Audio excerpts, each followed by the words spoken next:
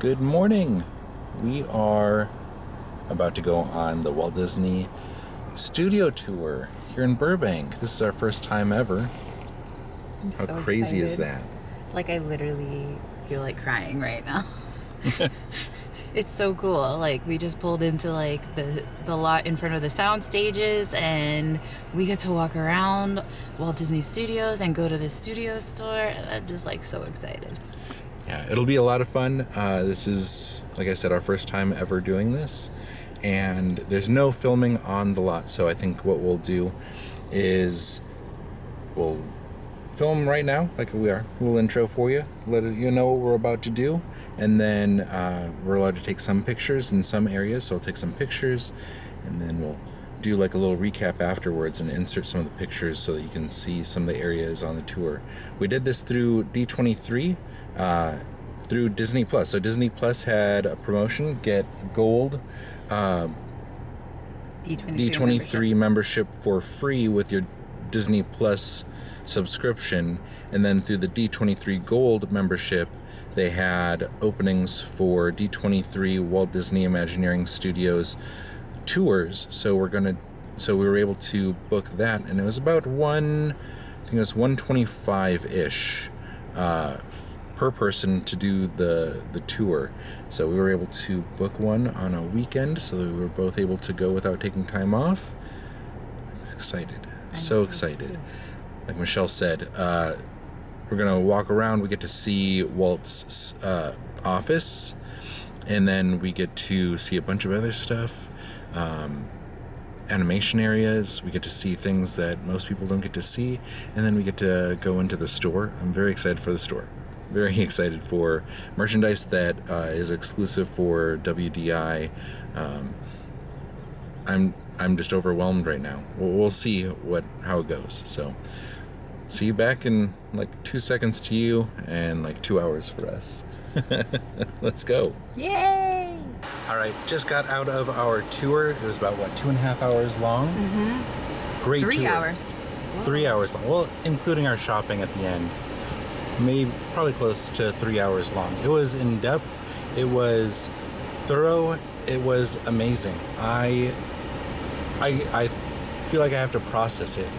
For real, yeah. There was so much, and I found myself getting like overwhelmed with like the history of it and like getting teary-eyed. Yeah, Walt's office is crazy. It's like 4 sections when you go into his office. You go into the reception, you go into his business office, you go into his more like artistic like meeting office, and then you go into his like more personal chamber area. That's not that anymore, but it showcases that. So that was more than I thought it was going to be. Just the history of everything going around. Just the streets themselves, the staircases, everywhere you look, there's something that is pretty amazing. I took way too many pictures. I'll throw them in here and show them to you. I think that we're gonna need to do another portion of this video and maybe sit down and do a little bit of voiceover, just to kind of comprehensively go through everything that just happened and allow ourselves some time to like decompress, because that was... And also show off our merch. And show off our merch. We got a lot of merch, but to be fair, it was our first times, so also it's my birthday. One time, yeah. So I was like, it's my birthday. It's my birthday. It's my birthday. But so we'll get to that other video, or get to the rest of the video in a bit. Let us simmer a bit, I think. Yeah. All right. Okay. So great time though. Highly recommend it. All right, we made it home and wanted to kind of recap what we did for the tour. It was a long tour, so we'll try and smooth over some of the transition areas and things that weren't... All of it was exciting, especially if you love Disney and are a Walt Disney fan overall. So arriving at the lot, you park, get through the gate, hand over your ID, park. They want you there about 30 minutes, no more than that. We were there 32 minutes early, and the gate guy was like, hey, or the guard, it's like, hey, you're a little early, so I'll let it slide this time. Like, just sit in your car. Just sit in your car for 2 minutes. Like, okay. So we sat in our car for a few minutes, and then we went over to there was a D23 table that was set up, and they checked us in and made sure that we were all good to go. And then you sit in a bungalow area. I can't remember the exact name of the bungalow. Hyperion. The Hyperion bungalow, which is one of the original buildings. There's 2 original buildings on the lot. The store that you can go into at the end, and the waiting area, which is 2 conference rooms now. Used to be the animator area. The right? Comic strip animators. Yeah, the comic strip animators. And that was transferred from... the Hyperion lot, which if you're from LA, it's on a different side of the hill than what it's on now. Yeah. So they moved the whole house. It looks like a little house. Yeah. They moved the whole house from Hyperion Street in LA, or on the LA side, to the Valley side. Which is crazy to me that they did that. And that was in like the 1940? I think it was I think it was built in like 1936. I'll put up a little plaque. I took a picture of the plaque. I'll put the plaque up so you can see that. It's pretty neat. So you wait in there. Tour guide shows up. You have about 16 people in a tour. You are allowed to take photos, so you can bring a camera. I asked, like, is this camera okay? Like, that's fine. But no video, no sound recording, and they are pretty strict about it. Through the whole tour, we had the tour guide herself and then a security guard that followed us to make sure that everybody was following the rules. Not stepping off anywhere, not video recording anything. A lot of people had their phones out, so it's a little bit harder to tell if somebody is video recording, but he was on it. He was on top of everyone. Nobody tried, but you could tell he was checking out to see who was doing what. Yeah. So from that area, you walk down the boulevard to, I can't remember the name of the intersection, and it's kind of a famous intersection. Mickey and Dopey. Yeah, Mickey and Dopey. Mickey Avenue and Dopey Avenue, I think. And it has a pole there with like directions of not where things are, but where the essence of things are, if that makes sense. Like, here's where the beginnings of a film will be. Here's where the... those types of things. It's kind of, and that's what the tour is too. It kind of starts with that area, which is also known as Pluto Corner, and has like 3 paw prints next to a fire hydrant. 3 because Pluto is making use of the fire hydrant. Use your imagination. And then you walk into the first building, and I can't recall the name of the building. I don't remember either. But it is like the main... or it was what the main offices were. This is where the main animation would happen, in the bottom floor of this building. And it's a pretty large building. I think it's still called the Animation Building. But they don't do the animation there anymore. Now the animation is across the street in a section that we didn't get to go to. Yes, in a newer building. So you go into the first floor of that building, and it's 4 floors. I think technically maybe 5. She said that there was another floor that we did not get to go to.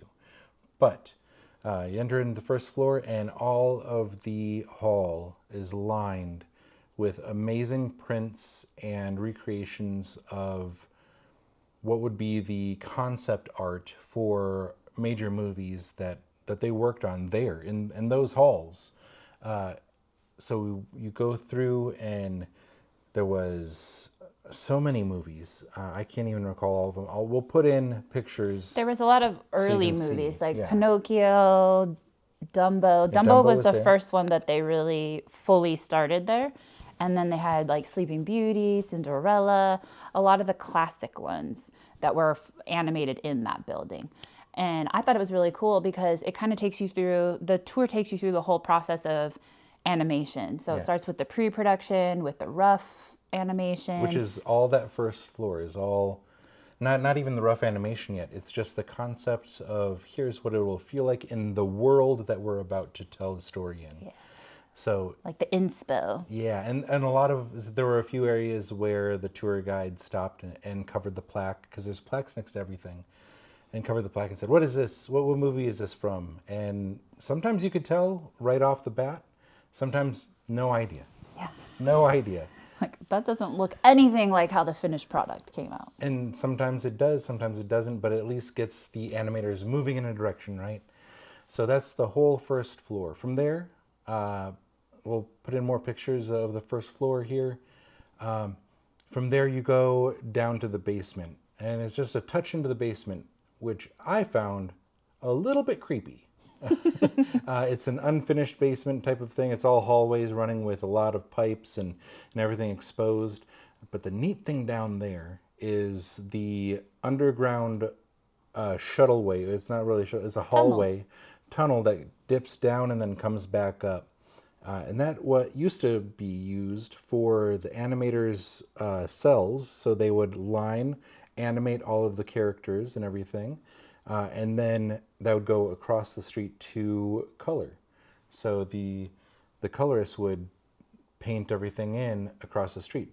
But I thought it was cool. A fun fact that she shared was the reason that they would have that tunnel is they didn't want anything to go outside and get any pollen on it, any dust, anything like that. No, nothing on those cells, because those are what the finished product is going to be. So they'd use basically hermetically sealed halls to transfer all of these cells across to be colorized. And on the colorized side, they would mix all of the paints and everything, and they had a completely sealed building where the air conditioning was being cycled internally, and then the air would be blown out but never in.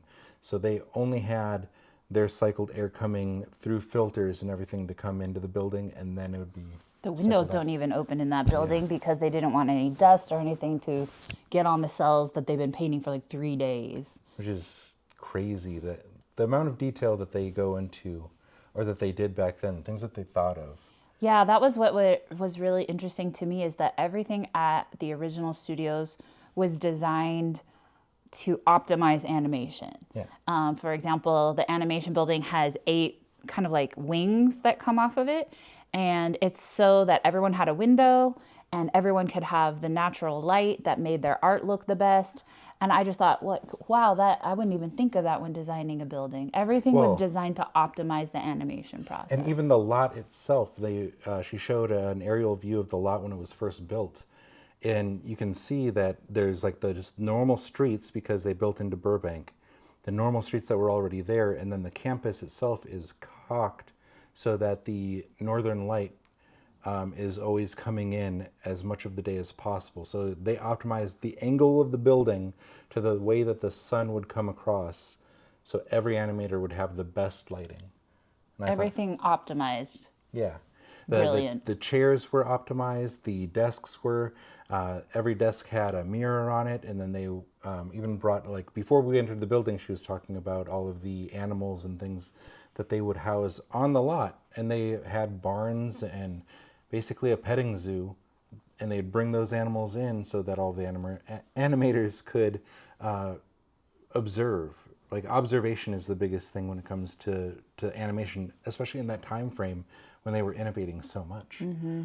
Which is so amazing. Interesting. It was so interesting. So from the basement, then you walk back up to the now second floor. So you pass the first floor and go into the second floor. And the second floor is more of the like rough sketch, starting to get into animation type things, all lining the walls. So that's not what was happening in that hall, but for the purpose of the tour, all of the artwork that is lining the halls kind of follows that flow of what's the next step now in this building. And that would be, once the idea is formulated, the world is built, now let's build our characters and make them the way that we want them to be. And that hallway was pretty cool too, because much like the rough outline of here's what the world will look like, and it doesn't look like anything like that now, some of the artwork of the characters' initial looks were nothing like what they look like now. Especially there was a genie from Aladdin was supposed to look very different, and they said that Robin Williams really influenced how they drew the character, and you can see a huge difference in the original sketches versus the finished movie. So that was really cool. There was also a really cool fact that she told about the Beast transformation scene. Yeah. Because normally you have like the rough animator, the rough animation, and then the lead animator goes in and does keyframes, and then you have someone that goes in and does the in-betweens. And so there's tons of people working on one animation project at the same time. But the lead animator for Beauty and the Beast had such a vision in his mind for how he wanted that particular transformation scene to happen. He solely animated the entire thing, including the in-betweens. For the transformation scene. Yeah, the transformation scene specifically. Which I don't think anybody understood my joke when I said, so it was his fault. Yeah. He's to blame for the worst transformation in Disney movie history. I don't think the it's Beast bad. To the Prince. Kind of a letdown for you? Keep him the Beast. I know. I do love the Beast. He's a more attractive beast than You don't like Prince Adam? No. Supposedly that's his name. He's a weird looking dude. Anyway, so there's pictures of that too, like the transformation and everything that she was speaking on that fact, which was pretty neat, like how they tackle each individual piece of work. And in that time, like we're piecing things together from different parts of the tour, but in that time, like the art was just the movie. The movie at the end of all of it, that's what they cared about. They didn't really care about who was in charge of what specifically, as long as it was getting done. There were people just passionate, like the lead artist for Beauty and the Beast. He's just passionate. So he's like, I need to do this because that's I see the vision. I'm going to do it the best. And individuals were promoted to do those things in the early stages of Disney, and that was kind of a message that was brought in, how innovative everything was. They used what they had to create things that nobody had ever seen before, or if somebody saw something that was neat, they transformed that into what would become something great in the parks or in the movies themselves. And those were like every stage of the tour. There was just moments of, oh, that's amazing. That's cool. If you aren't a Disney fan, you might miss some of those, but I think overall you'd still enjoy yourself if you are a Disney fan. It's just, the whole tour is just gushing on each other. Like, oh, that's amazing. Some of the pictures and things that were on the wall were so cool. Like there was a picture of him having tea with with Julie Andrews in her Mary Poppins outfit.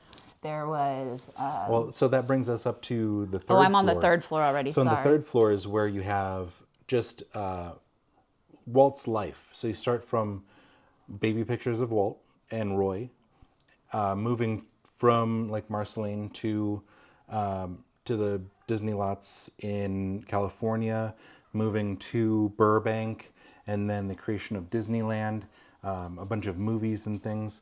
So you see a lot of like really neat moments, pictures that I hadn't seen before. Some of them I have, but like the picture where he's with Mary Poppins having tea. That was so cute. I love Mary Poppins, so that was so special. Oh, I can't remember all of the pictures. We'll put pictures in over all of this that we're talking.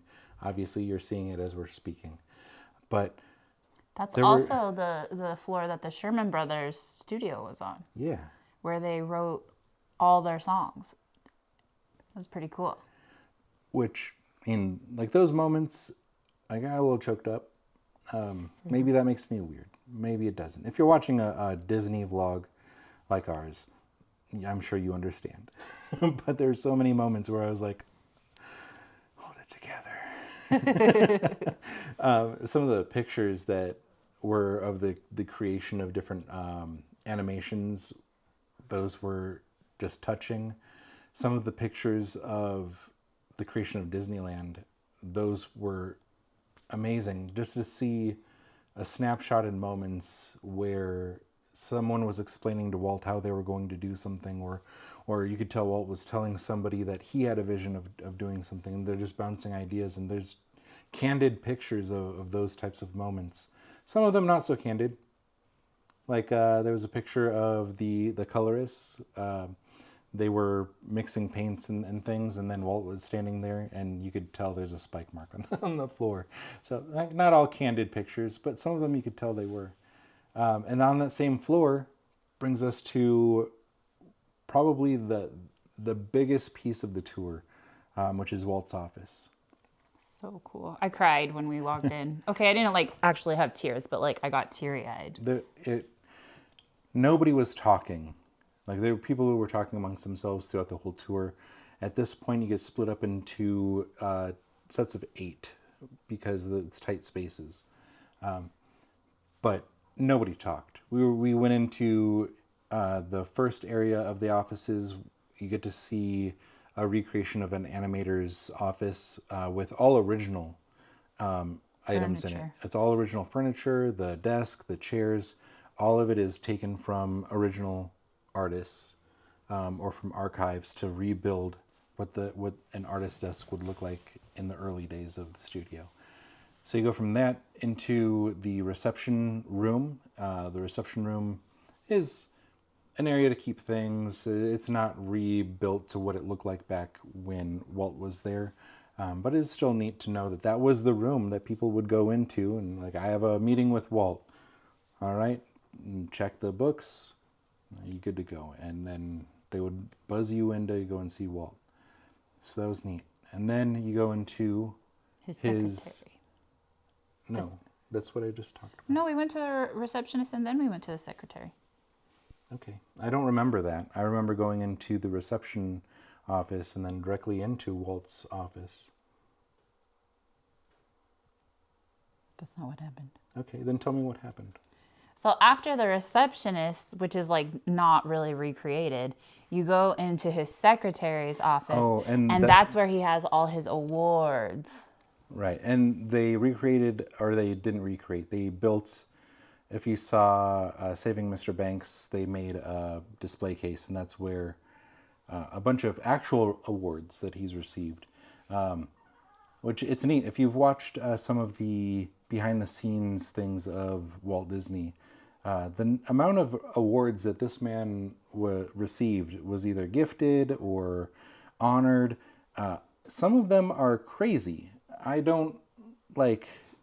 can't even think of any of them right now, but some of them were... He had a Boy Scout award in there. A Boy Scout award. He had a 1,000 or something year old spear. A Viking spear. Yeah, Viking spear. He had 10 years of working with Disney. That was funny. Award. She said he got over 950 awards during his lifetime. So that's pretty cool. So now I remember that room. Thank you. And then it goes into Walt's office. Walt's kind of official office. His formal office. His formal office. This is the room that has the famous piano in it that the Sherman Brothers would play to showcase music that they had been working on, or just for the enjoyment of Walt, which that's cool, right? Apparently he used to just tell them, "Play it, boys," and they would play his favorite song. Yeah, which was Tuppence. Feed the birds, Tuppence a bag. And they don't know why he liked that song so much, but theories are that it's a song that ties into helping people and seeing the best in the smallest of us. So I like that. I like that idea. His office was kind of like a monument type of I don't know if sacrilegious to say a religious experience, but it was memorable, to say the least. His desk area, they said that is set up 95% accurate to how it was when he worked there. From photographs and archive records, they know everything that he had behind his desk, on his desk, in his desk. The perception is, and they tell you, they believe that if Walt walked into his office today, he would know exactly where everything is and know that everything is in its place. That's pretty neat. The office itself, took tons of pictures and definitely showing you now, but knowing that the Sherman Brothers played that piano, and then I'll show you a picture of where Walt would stand in front of his window and look out the window, and he had a chair there that he would sit in, and knowing that those moments happened in there too, where it was just a man finding joy and finding happiness in his work and being able to reflect on those things. It's pretty special. Pretty cool. The next room is more of the informal working office, where he himself might do a sketch or show off to investors things that they're working on. The neat thing in the next room was the height of the desk was much lower, and they said that was so he could have top view documents out, schematics, and show this is how everything looks without anyone having to stand up and look down on it. What were your thoughts in that room? That room had a lot of Disneyland presence, which was cool because that's where he planned Disneyland. Yeah. That's where they came up with all the ideas, and it had a map of Disneyland. I don't know what year it was, but it had like the finished attractions and then the upcoming attractions. And the upcoming attractions were like Haunted Mansion and Pirates of the Caribbean. It was things that didn't opening day, and it was just funny to think like, oh, they're planning Haunted Mansion. And the tagline for Haunted Mansion used to be Home of 1,001 Ghosts. Yeah, not 999. Like it is today. Like it is today. They don't know. Maybe they weren't able to get the square footage within the land. That was the joke. They had to kick a couple ghosts out. They had to kick 2 out, unfortunately, or 3. Is that 3? 99? 2. They had to kick 2 out. I thought you were good at math. Nope. But and she pointed out 999 is 666 upside down, and I was like, oh, I've never thought of that. She said 999 is a much spookier number, and I agree. Spookier number. I spent more time taking pictures in this room and hung back a little bit. I think you went over to, there's a bar area that has like a kitchenette. What were they talking about over there? Oh, his kitchenette is fancy because GE designed it for him. So when you open up the cabinets, there's lights. Oh. So they were lighted cabinets. They were just talking about there was always VA juice in the cabinets because his favorite thing to drink was room temperature V8 tomato juice. Ew. And then they had cans of chili, the beans and the meat, because obviously Walt's chili is famous. And then they had some original items like his bar glasses that were engraved. That's not the right word, but etched with his initials. So they said WED on all the glasses. Oh, I saw the glasses as they were original. Walking out. That's awesome. Cool. The amount of original things that they have being showcased, it's like these. You're like, this should be in a museum. It is a museum. Like that basically is. Yeah. His office is a museum, and the archive department is who is in charge of those offices. And the lead archive manager has her office right there, and we got to meet her too. She was really nice. She was nice.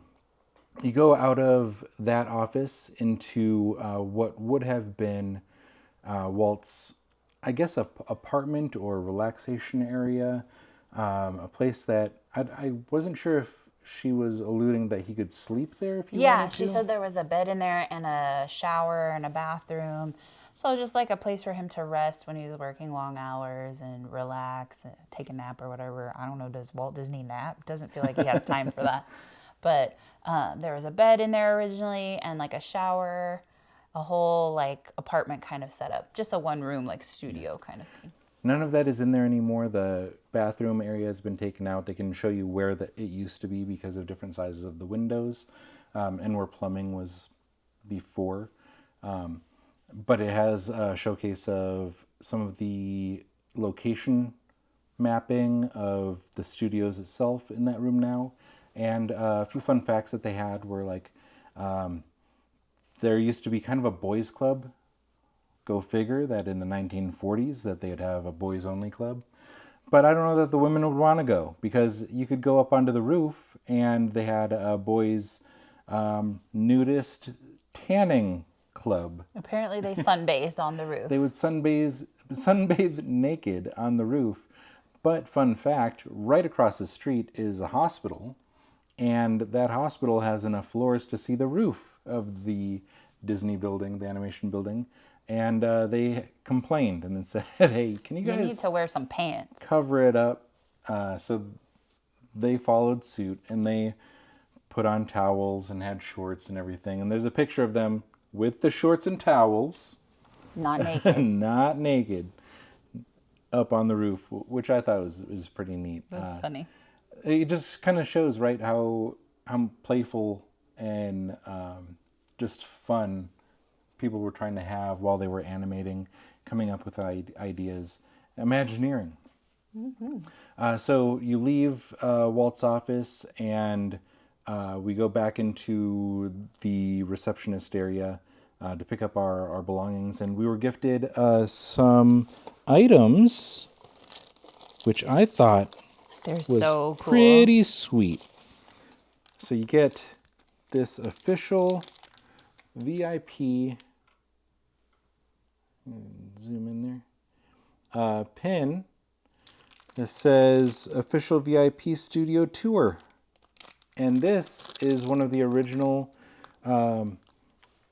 logos, right? For the Walt Disney Company. For the Walt Disney Company, which is also located on a matchbook that is on Walt's desk. I took a picture of it. Yeah, it's pretty neat. Then we also got these, which are pins, and they're pretty hefty, which, what were they called again? The Duckster and the Mouster. Yeah, which are recreations of awards that Roy gave to Walt. And the funny thing about these is the reason that they were given is like, you're a cool dude. Here's a Mickey, and thank you for being you. Here's a duck. I think you could, like, they actually give them out to people in the company other than just Walt now too, like Yeah. as an appreciation award. But they had the actual ones that in his office That Roy gave to him as the first ones that were given out. So that's where it started for those types of awards to be given out, is Roy, I guess, just being playful with his brother and silly and being like, hey, here's an award. My thought in there is that it was probably, we need to come up with awards that we have for inner office type of accomplishments, and Roy was coming up with those, and then these were designs that he came up with. I need to make an award. I'm just going to make one for Walt. That's in my lord, my head. That's what I think happened. So that's the animation building, which most of your tour is in there. You go from there across, down the street to Legends Plaza. Yeah, Legends Plaza, which that's another just religious place, if you will, in the religion of Disney. It's all of the legends have their handprints, if they were available to have handprints, are in bronze pressings on all of the columns, and that's in front of the famous Disney building that has the 7 dwarves across the top. Took a few pictures there. We'll put them in here so you can see all of the legends that are there. We did not have time to see all of them. We saw the ones that we were really interested in, and I'm sure that we're missing some of them that we were really interested in, but there's just so many Disney legends, and they have all the way up to 2024. Some of the more recent ones are not up yet, because it takes a few months for them to finalize that plaque, because it's a heavy metal plaque that gets put up. But there were some amazing ones. Jim Henson, I had to see Jim Henson. And then they had everyone from Star Wars, Mark Hamill. They had a whole James Earl Frozen Jones. section. Yeah, Frozen, the a princesses. whole princess wall. Yeah. I really liked seeing the Imagineer ones because, we're dorks for Disney parks. So there is Leota Tombs has one there, which I love Haunted Mansion, so that was so cool. Joe Rohde? That was my favorite. I was about to say. Joe Rohde has one, and they did a print of his earring, which is the greatest thing ever. He mashed his ear into it. That's so cool. And then they also have a partner statue that's right in the middle. Put a picture in of us right there hugging. You can actually touch it. Touching it. It's the only one you can touch. Mm-hmm. Which I thought was really neat. It was a little hot, so if you go during the summer, be careful. Be careful. You're going to lose fingerprints or something. Yeah. It was only like 80 degrees out, and it was already like blistering almost. Pretty toasty. But worth it to get a picture with Walt. Yeah. And that was a highlight for me. The Legends Plaza was very cool. And then you go from there over to the That's where the archives were, right? Next. Yeah, the archives were next, and I can't remember the name of the building, but it's the building Frank where all Wells. of the animators are now, right? That's where. It's a newer building Yeah, that it's was a newer dedicated during building. Eisner. Yeah. They dedicated the building to Frank Wells, who passed away in a helicopter accident and was like the president at the same time that Eisner was the CEO. As like you enter into the building, it definitely showcases as a newer building. Has a Starbucks in it, has their food court, and then it also has a portion of the archives office that actually houses a lot of the archived items. As soon as you walk in, you see Abominable Snowman. It's one of the, when they redid Matterhorn, that is the one that came out of there, and it's They said it was in there for like 35 years or something like that. And it's set up right now for, I guess they turn over that room quite often, and right now it is set up for the 70th anniversary of Disneyland. So a lot of the stuff in there was from the parks this time. The coolest thing ever was they had the original hitchhiking ghost from Haunted Mansion in Walt Disney World. Yeah. That was so cool. The actual not ones. replicas, the actual ones taken out of the ride. So 1971 till I can't remember sometime which in date, the 2000s. but amazing. And then we got to take a picture with that. And then they had all kinds of books. They had a Figment that just came in, so that's a new thing that just came in. They had the first ticket ever Yeah, sold she at showcased Disneyland. on a table for us. First ticket to Disneyland, so Roy's ticket that he donated. First day tickets, they had media tickets and regular tickets that were gifted. So these are still like friends and family of the company. So 2:30 ticket was media, and then 6 o'clock was media and family. So if a media people wanted to stick around and bring their family along, their family was allowed to come in at 6. Fun fact that I liked about the media ticket was because they weren't well aware of Anaheim. So going from Burbank to Anaheim, people were like, "Well, where are you going? To the orchards? What are you talking about?"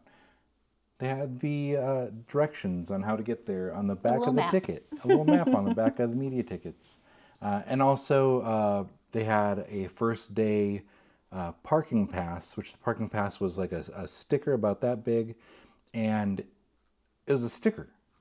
So you literally stuck on your windshield. Stick it on your windshield.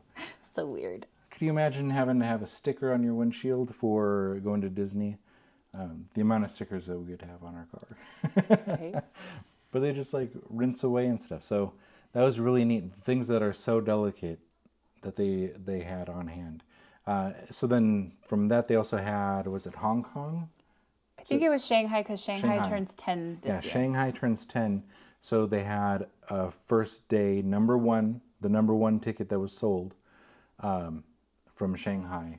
They also had that on hand, and they showed that to us as well as a media book that was their first day. So first day Disneyland media book, which, fun fact, they didn't have time to bring photographers in to show what it would look like at the end. So the first day was all just concept art. They didn't have a real guidebook. Which is really neat. And then she also showed later that year they were able to take pictures. So the concept art one is very rare. The one that has actual pictures is the original opening year showcase book for Disneyland. Pictures and media and all that kind of stuff, that's not something that everyone brought to the parks back then. You'd have to take film pictures, and you had to have a camera. Not everybody had cameras or were able to develop pictures and everything as readily available. So a lot of that stuff is all things that you would buy while you were there, so you didn't have to take your own pictures. You could show, hey, look, I went on this ride. I thought that was really cool. Yeah. And then they had one of Walt's Academy Awards that we got to hold. Yes. For Wild Wilderness? It was one of his nature documentaries. Yeah, one of the nature documentaries. So we got to hold that real thing, not a replica. Mm-hmm. Almost everything is not replicas. This is all real stuff that you get to see on this tour. That was, I really liked that. And then just so many things in the cases. They had cases of different items. One case was memorabilia of things that you could purchase, so souvenirs that you could purchase in the park opening year. And then they had opening a park. So the next case was opening the park. So they had name tags of Imagineers that opened up Disneyland and different parks as well. Shanghai, I think Hong Kong. They had a few. They had like a hard hat, like from one of the groundbreakings, and then they had Epcot's commemoration hexagon. So not like the placard, but the hexagon. That I can't remember exactly what it said, but it had kind of like a "Here you walk into" speech moment. So they also really had cool. An Epcot groundbreaking shovel on the wall over there too. I saw it out of the corner of my eye, and as you talk about it, I'm like, I should have looked at it. As we were getting the brief overview of here's what the room looks like. After that, we got to walk around the room and look at whatever we wanted, take pictures.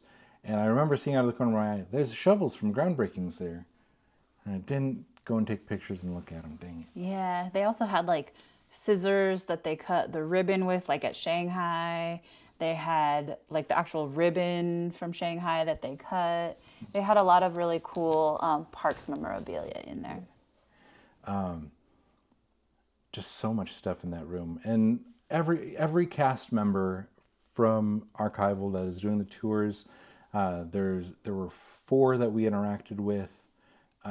Each one of them so great and so knowledgeable, gave us so much information for how things were put together, how they came about, the weird stories of how something started, those types of things. Like everyone has a good story to tell you.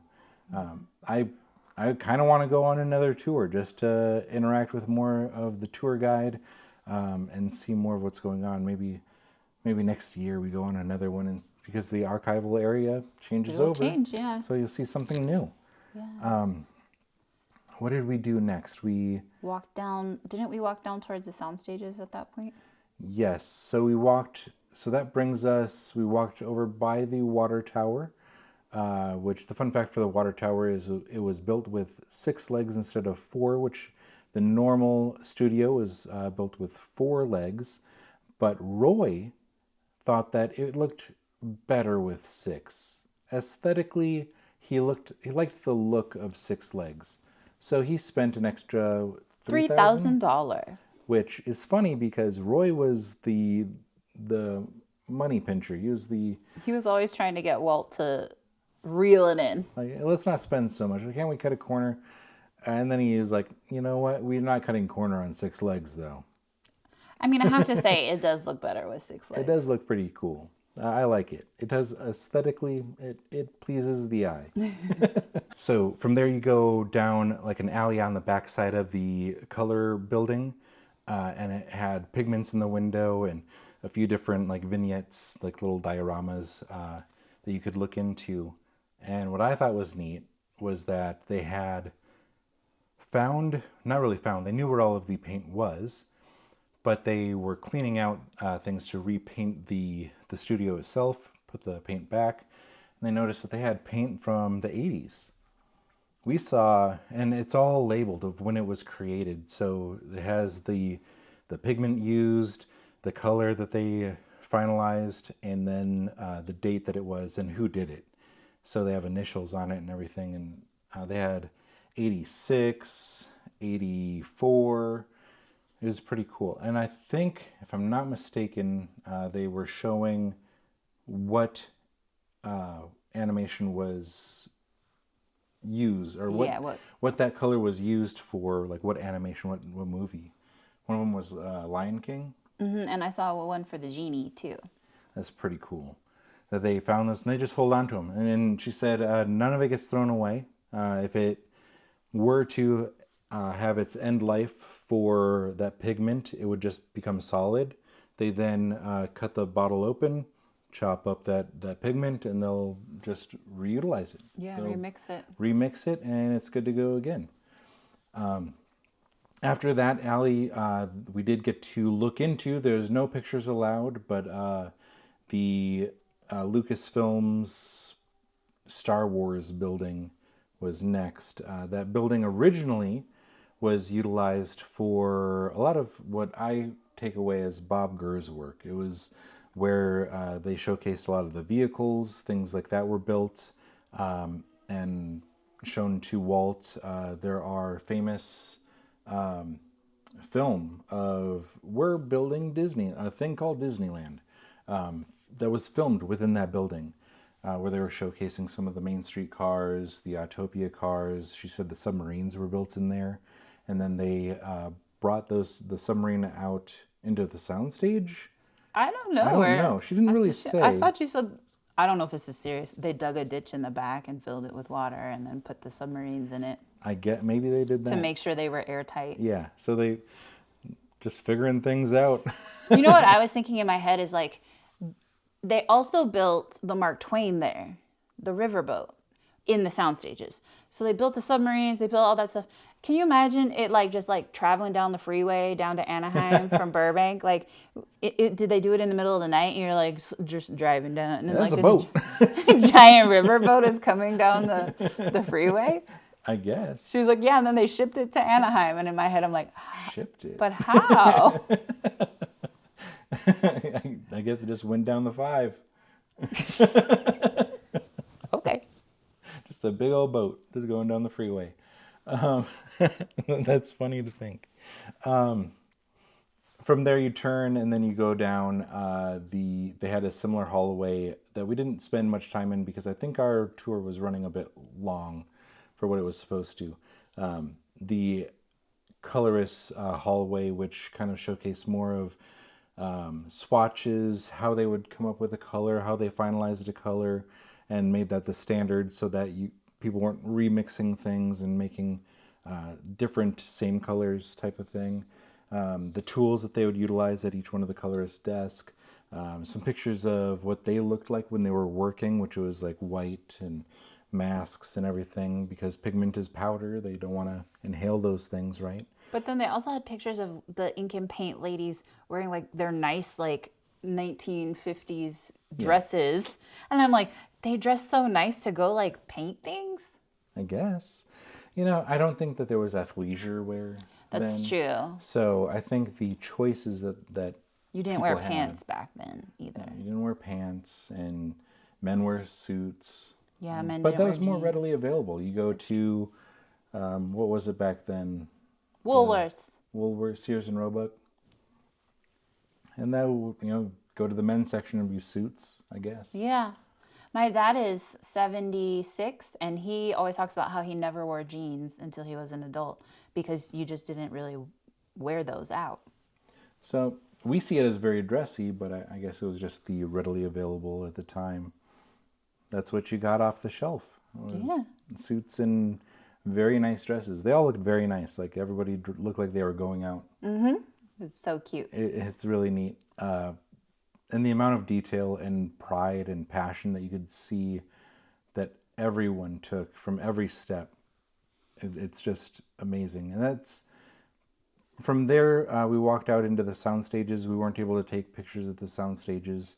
A lot of really neat things were working over in those areas right now. We were told that the Blackish was filmed in those studios. Boy Meets World. Boy Meets World season 1 was filmed over there. And you can see those, the studio buildings are the sound stages from the freeway. Like they're very big and they haven't been enlarged. That's how big they were when they built them, which were the biggest, I believe she said, maybe the biggest in the world at the time? I think so. Especially Soundstage 4, which is, I think 2 was the one that we got to look into, and it was humongous. It was the biggest really soundstage I've ever seen. Armageddon was filmed there.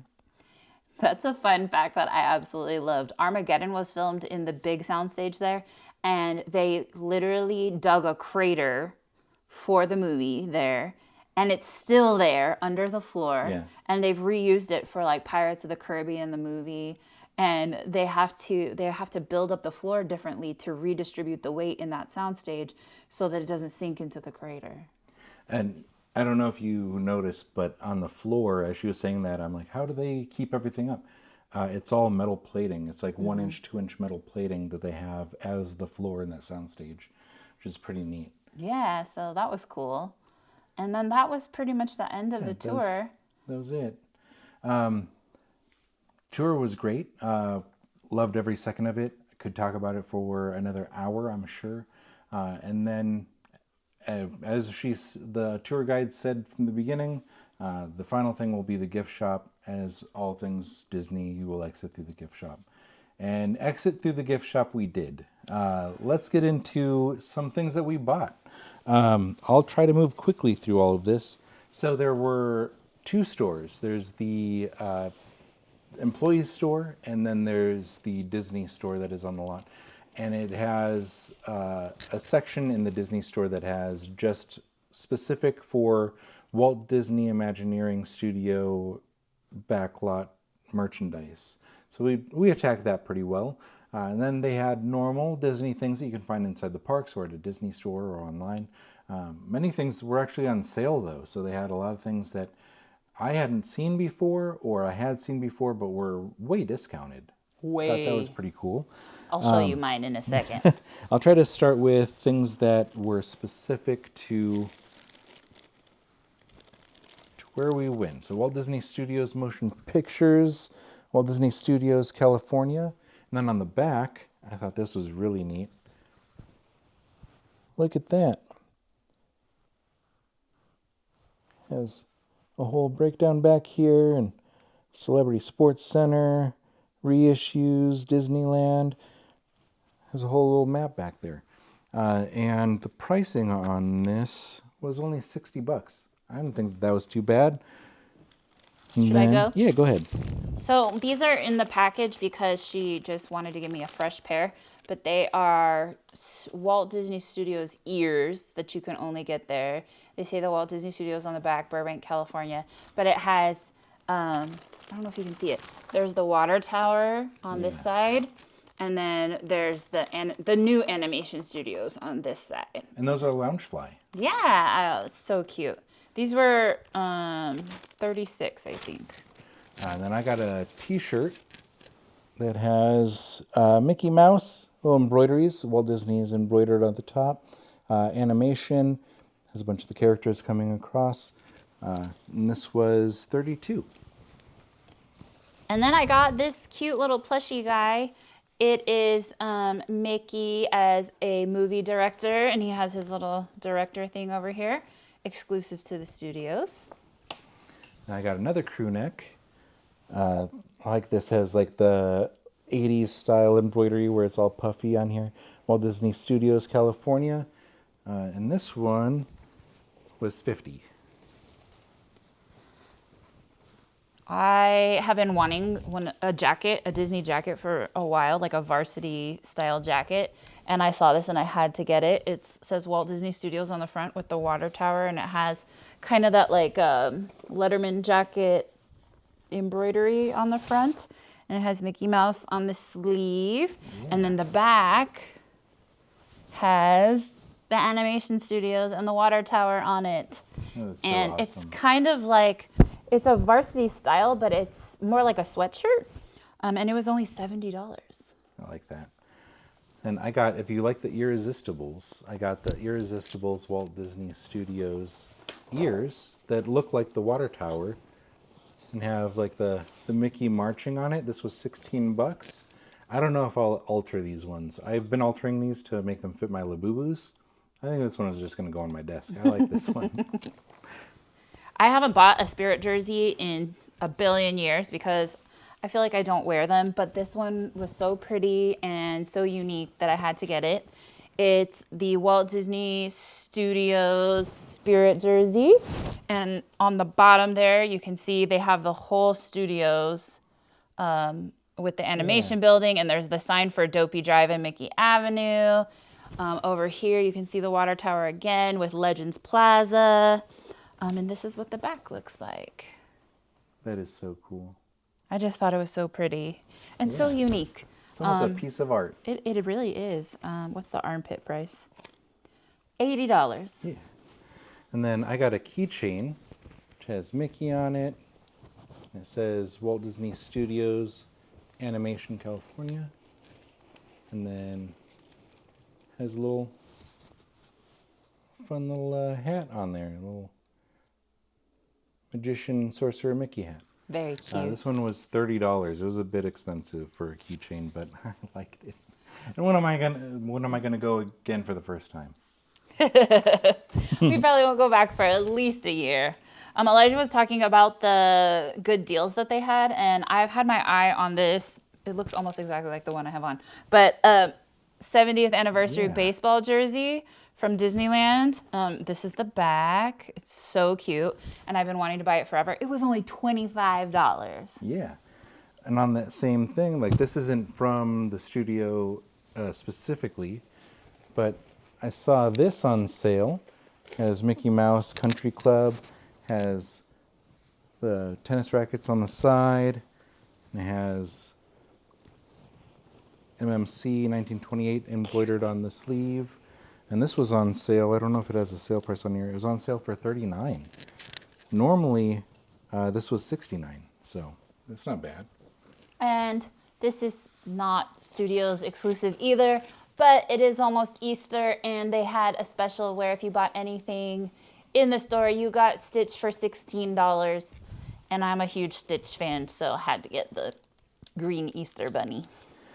Next, did you have more stuff from the regular store? No, that's everything that I bought. That's everything that you bought? Okay, I have more. So the employee store was in the back. Separate purchase, so you had to do 2 purchases if you're going to buy from both stores.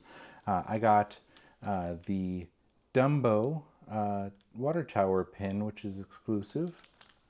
She hasn't seen the things that I bought back there. No, because I went back to the front store and he kept going. I don't know how much this was. It doesn't have a price on it, and I didn't ask. I just wanted it. I didn't ask. And then I got a little notebook. Has Walt Disney Studios on it. Has map on it with all the different things. And just like a normal notebook on the inside. This was $15. But there was one there that was $35 that I almost bought. So I saved money technically, right? And then we have to get a magnet everywhere that we go. So this is kind of a similar design as the book. It has all of the items on it. The water tower, the entrance sign. You can show them, it's okay. Well, no, I already showed them. I'm showing you too. Also, I couldn't see in the screen. So it has the soundstage. And this was, I don't know, store price. It just says store on the back. Red, I'm guessing. I don't know what price that is. And then I got a fun little pen that just says the Walt Disney Company on it. Got that. Don't know how much that was. I think it was $7. I got a pen too, but I didn't think you would want to see that. And then they had these little tote bags. If you're into tote bags, and these little tiny ones, Trader Joe's has them, Buc-ee's has them. So they were buy one, get one half off. So I got a red one for myself and a purple lavender one for Michelle. And these were store price. No, $19 each. So it was $30 for 2. So basically $15 each, right? And then had to get a Stanley Walt Disney Company with Mickey on it. I don't know how much this was. I didn't ask, and I'm afraid. It's probably I'm going to guess 50. I'm going to guess $50.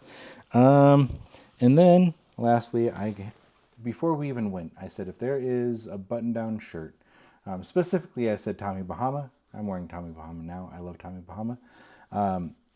That is exclusive to the tour, I'm going to buy it. Well, they didn't have that. They had a Roosevelt's that has all of the attraction items on it, the sign, the entrance sign, the map, the sound stage, the water tower, all of it on there.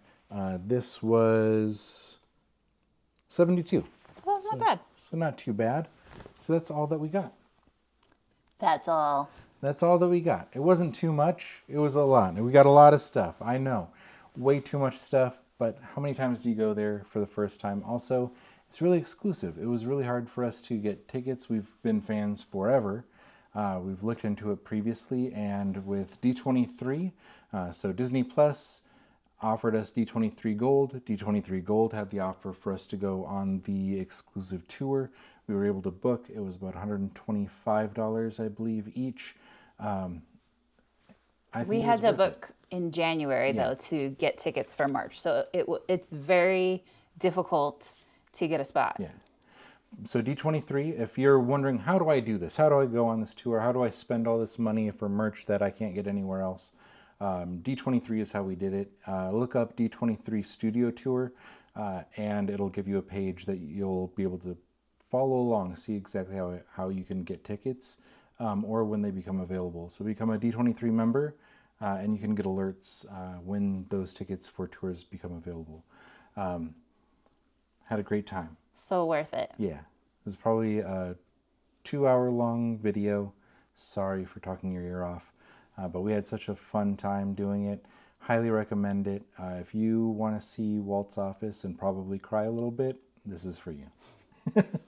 100%. Yeah. Anything else that you want to say about it?